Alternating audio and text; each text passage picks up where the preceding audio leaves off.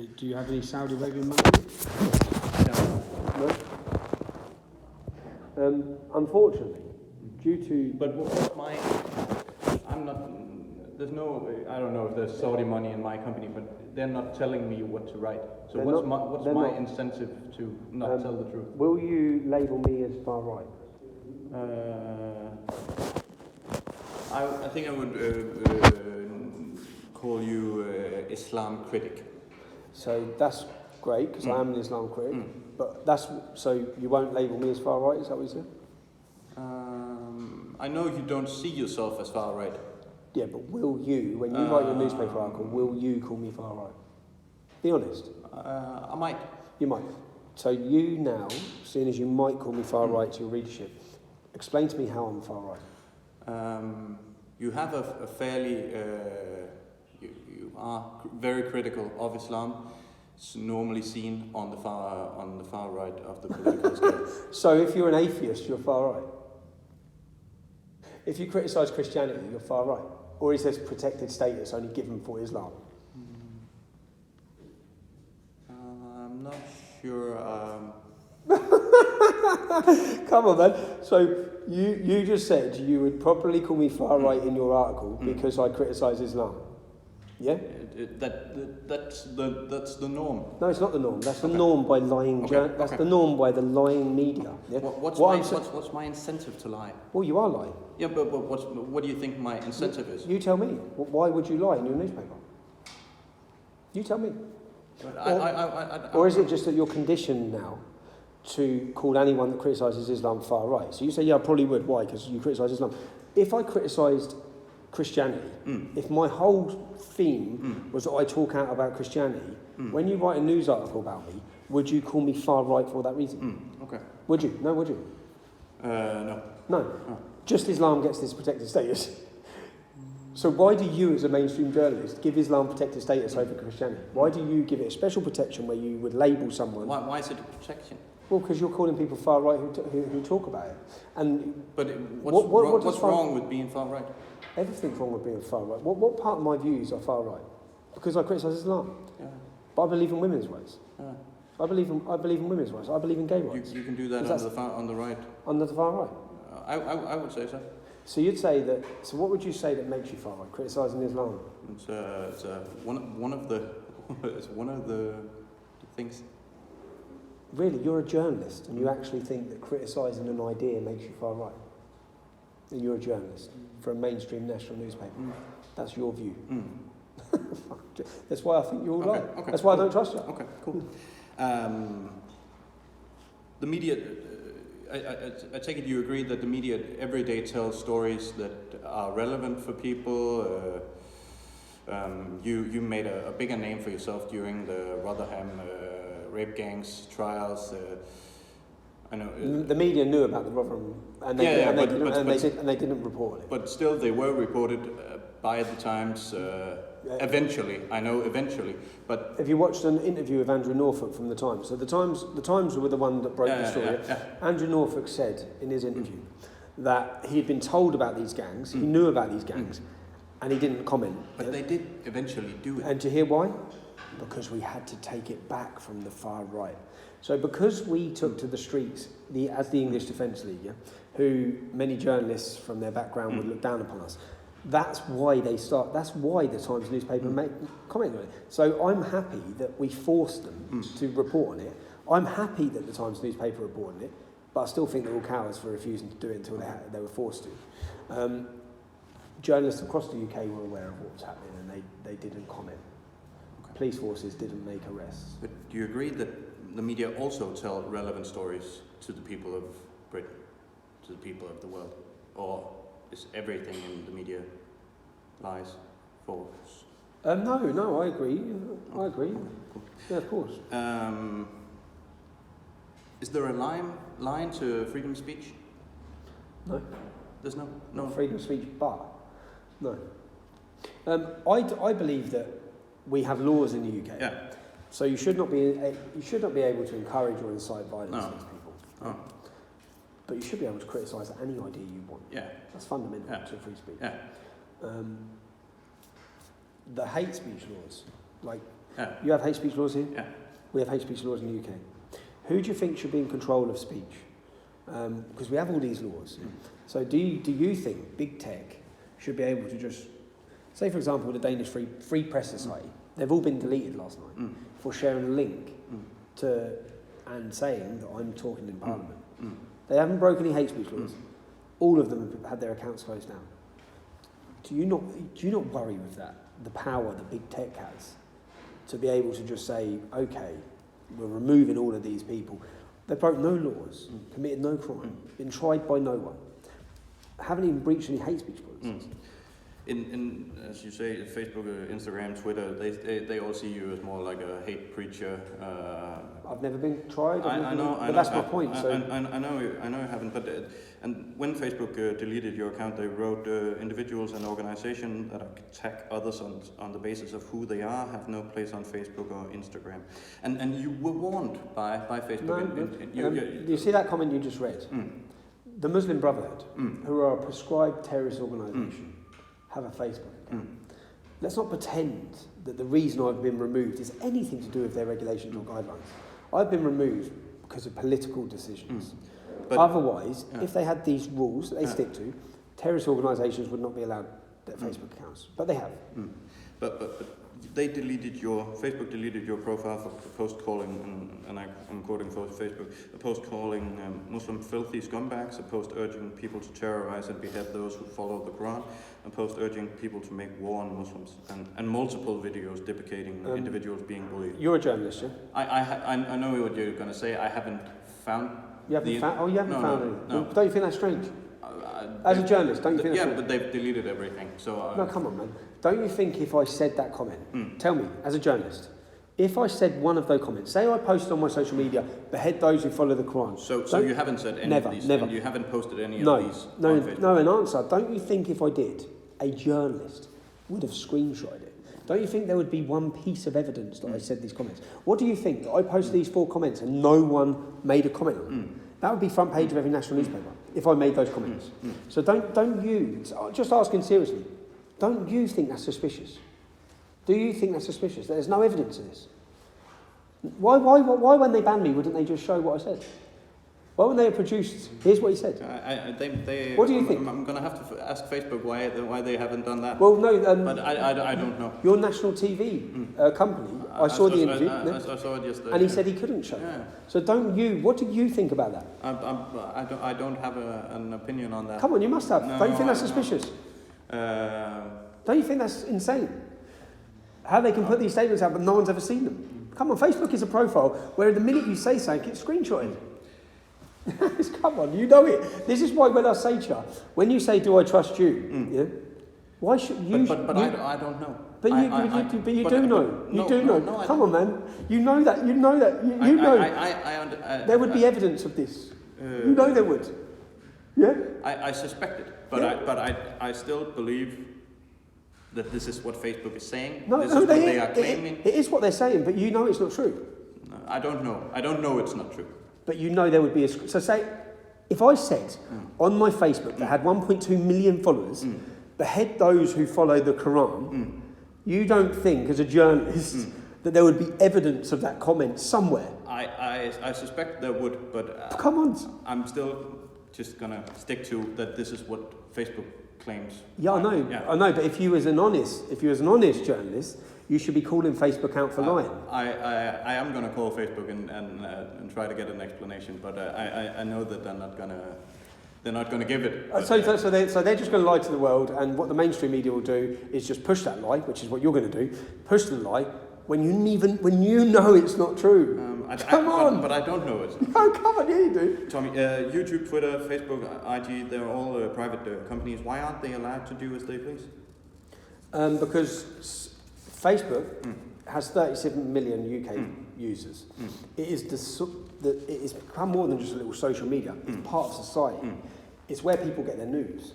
They're controlling. They're controlling what people can and can't hear. If they want to control what people can and can't hear, then they need to deregister and give the right that the United States government have given them, and they need to be held accountable for what's on their pages.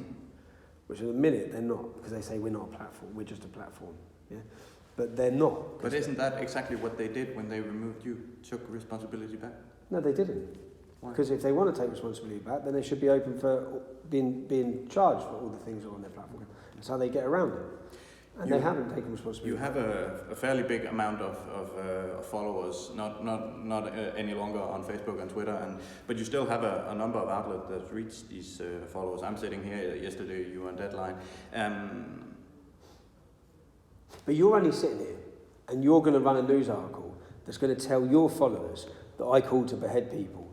You're sitting here, you're going to say... I'm going to say that Facebook said that. I'm not saying... Yeah. So Facebook tell a lie, yeah? And then the mainstream media push the lie around the world. That's my point. Yeah? Even when deep down, I know you know it's a lie. So you're still going to put out this lie, which is total nonsense, that's going to be spread around the world. I could also argue, or one could argue, that you use this role, that you're being shut down by Facebook, that you use it to promote yourself. I use it as an example to the world because everyone can sit and know. Look, if I'd been arrested for, do you know what? This is the sickening thing. A terrorist can come out of jail. Yeah, we have a terrorist in Luton called Roger Ibrahim Andersen. Yeah, a white convert terrorist, ISIS terrorist. He's gone to jail. He's come out of jail. He's now on Facebook, and he's posting things on Facebook. So a convicted terrorist is allowed a Facebook account, but a man who's convicted of 0 crimes to do with hate speech or anything like that isn't allowed. That is ridiculous. So if Facebook are going to have these policies, what they need to do is ban every single paedophile from ever having Facebook. Ban every single terrorist. But maybe they just don't like you. No, I'm aware of that. That's my point. That's my point on how ridiculous it is. But they don't like me, but they like terrorists. But they're allowed to, aren't they? They're allowed to control the public, what people can and can't say. They're in total control. Not your government, okay? Your government are no longer in control of free speech in this country. The people you elected as officials, the people who you can get rid of if you want to, they're not in control of the market of free speech in Denmark. Social media are. And who are these who's elected these social media control? Who decides in those companies? What is the process of deciding who can and can't? I showed you yesterday in my speech, Islamic radicals are now deciding who can and can't have Facebook. It stinks. If Saudi Arabia stick more money into there, are they going to start changing? We'll delete this party, that political party, that political party. The control has to be taken back from them. You filmed outside courts several times, resulting in different sentences. Did you know that you weren't allowed to? I was allowed to. So if you read the law, again, if you actually read the law, a judge has no power, okay, to put reporting restrictions on any information that's already in the public domain. That's the law. Everything I read was already in the public domain. Now, the way they use the law, which is what they've done, and interpret it and change it whatever way they want, is the reason I was acquitted. It's the reason in the end they had to change their charges to the fact that not about just reporting, because they couldn't send me back to jail for that with the second time. They had to change it for causing distress. So I went to prison because I caused anxiety to the Muslim paedophiles who had been raping children for decades. I caused them anxiety by asking them, how do you feel about your verdict? Do you as a mainstream journalist think I should have the right to ask someone how they feeling about their verdict? Do you think I should have that right? I don't think I need to answer that question. Do you have that right in this country? If you're not allowed to film outside of courts at all. No. Not allowed to film at all. Not in cases like that, because there were restrictions on those cases, right? But there should be no restrictions. No, but there are. But the restrictions are hiding things from the public. But with your belief in journalism, do you believe people should be free if they're not making judgmental comments and I'm a journalist? Do you think they should be free to stand there with a camera and people walking into court, they should be able to film them and give a report saying this man's on trial? There were restrictions on that trial. Yeah, but there shouldn't be restrictions. But there were. Yeah, okay, but there shouldn't. So I'm asking, do you think, as a journalist, that you should have the right? I don't decide the laws. It's not a law. No, but in Denmark, you asked me what it was like in Denmark. In Denmark, there are restrictions. You're not allowed to film outside of court with restrictions. At all? No. At all? You're allowed to film the court house, but you're not allowed to film the people going in and out. No. No. You have a past in EDL, BNP, and the Luton firm, where I take it violence was not uncommon in those organizations. Is that in those organizations? So look, I was. Is that true? Was violence common in those? What, in my life? No, in those organizations. I wasn't in an organisation, the BNP. I didn't meet people from the BNP, so not aware of the history of violence within that. At the English Defence League, when we went out onto the streets to protest, we were come under a violent attack every week. So yeah, there was violence. Yeah. And in the Luton firm as well. Yep, I don't deny that. So I grew up in Luton Town. Luton Town is one of the most deprived and roughest towns in Britain. I know. I saw a lot of violence in my life growing up as a youngster. So it's a tough town. You've been convicted of violence, mortgage fraud, threatening. Which violence? Which violence? You've been convicted of assault. Who did I assault? Who did I assault? Huh? Who did I assault? A police officer. No, not that one. Next one. That's you hit another guy at an EDL rally. Who was the guy? I think you claim it was some Nazi type. Far right. Yeah. Okay. So he's far right. Okay. Yeah. Possession of drugs. Tried to travel to the U.S. with another man's passport and breach of court order. And how do you legitimize that you are now all of a sudden on the right side of the law? On the right side of the law? Yeah. So I had one criminal conviction, which was the assault on an off-duty police officer. An off-duty police officer. Not a police officer, an off-duty police officer. Yeah? Who, if you read again the court transcripts on that case, he accepts that he attacked me. Yeah? What I got convicted of was that my self-defence overstepped to self-defence because I kicked him when he was down. Yeah? I was 21 years old. It was my first ever offence. Now, I had no more arrests or convictions from that day until I formed the English Defence League. When I formed the English Defence League, I got arrested every other month, by bogus charge after bogus charge after bogus charge. So some of those things you're going to read on my record are an absolute joke. But still, you have been convicted of all of these things. But how can you explain to people that you're all of a sudden fighting for the right causes when the society have labeled you on 8, 9 sentences for doing the wrong thing? Yeah, but then for doing the wrong thing, like recording a convicted paedophile, that's not the wrong thing. Asking someone how they feel about their verdict is not the wrong thing. But travelling to the US on another man's passport. Shall I explain that to you? No, you don't have to explain it. But I would just like to know how you can now claim that to be a righteous. Isn't one of your MPs in this country the founder of Antifa? I don't know. Yeah, they are. Yeah, one of your left-wing MPs is the founder of Antifa. Antifa are a violent extremist organisation. He's now an MP. But this is what you do every time you ask a question. For you say someone else did something. No. But they did. I don't claim to be an angel. Yeah? It was never going to be a female school teacher who took on Islam. Yeah? And if I hadn't had the upbringing I'd had, I'd have run away at the first punch in the nose I received.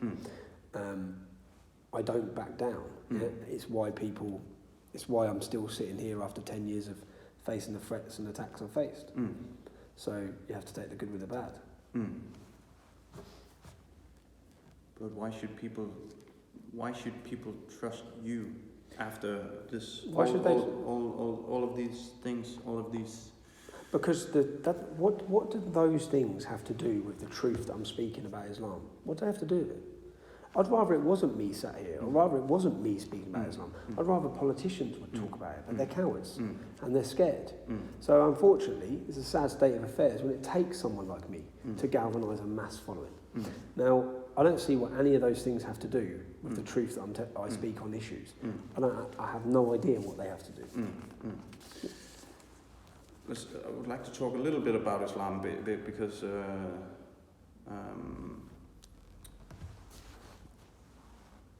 are all Muslims bad people? No, don't be stupid. I'm asking you because I'm asking. Okay. Some of the best people I've met growing up in my life have been Muslim. Okay. It's just when you hear Muslim, I don't know if you struggle in this country to do this as well. Muslims, people. So it's Islam. Muslims are people. Yeah. Islam is an idea. Okay. Yeah? Criticising and picking fault with this idea is your God-given right. Inciting abuse of people based on that is a totally different ballgame. Yeah? Can I ask you, have you read the Quran? No. No. But it says weird things in the Quran, but if you read the Old Testament, you find stupid things in that as well. Yeah, but you haven't read the Quran. No. So you don't understand the Quran. Have you read the life of Muhammad?